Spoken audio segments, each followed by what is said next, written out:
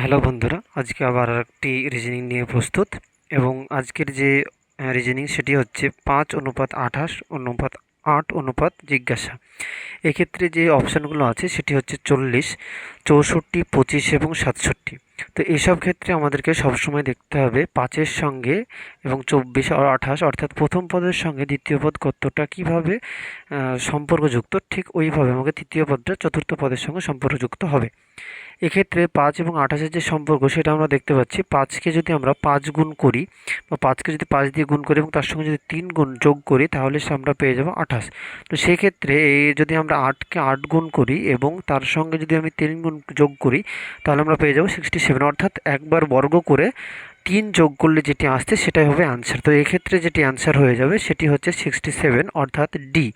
এরকম আরও ভিডিও পেতে তোমরা চ্যানেলটিকে সাবস্ক্রাইব করে নাও। Thank you.